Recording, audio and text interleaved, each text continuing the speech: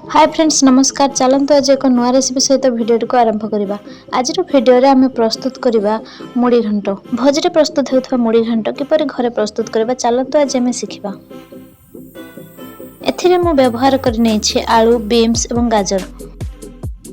एथि निमंते आवश्यक मसला मु व्यवहार करने गोटा लंका पियाज रसुण अदा टमाटो और गरम मसला। प्रथमे आम बीन्स और गाजर को यपरि भल भाव में भाजी नेबा। यापर आम आलू को भल भाव में भाजी नेबा। आलू भल भाव में भाजी हो आसले आम काटी रखि माछर मुंड को भल भाव में भाजी आने। जेहेतु आम मुड़ी घंट प्रस्तुत करुचे एथिरे केवल माछर मुंड ही व्यवहार करबा।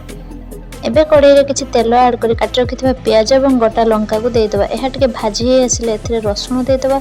रसुण मध्य टिके हल्का भाजी हो आसले सेथिरे अदा देदेबा और यह को गोटे मिनिट भाजी आनिबा। एबे एथिरे आम ऐड करनेबा लंका गुंड।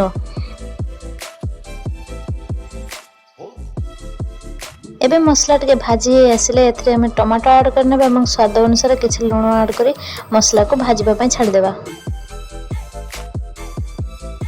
एबे देखि पारुथिबा हमर मसला भल भाव में भाजी हो जाइए। एबे हम भाजी रखिथिबा माछर मुंड को एमती भांगी दे एथिरे मिक्स करनेबा।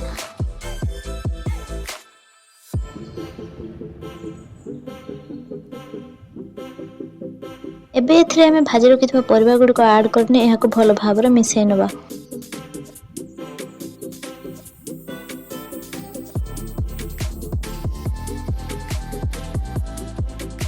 याको भल भाव में मिसै नेला पर आम एथिरे अल्प किछि पानी ऐड करी याको फुटिबा पई छाडी देबा।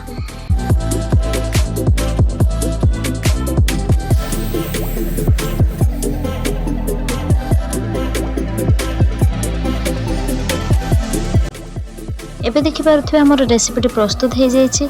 तेणु यहाँ एबे आम गैस रू ओल्हे आनिबा एवं काटी रखिथिबा धनिया पत्र और गरम मसला को देदेबा। यदि आप रेसिपीटी को संपूर्ण देखिं तेज रेसिपीटी किपर होती निश्चय गोटे कमेंट करेंगे और चैनल को जदि एपर्यंत सब्सक्राइब करना चैनल को सब्सक्राइब करने।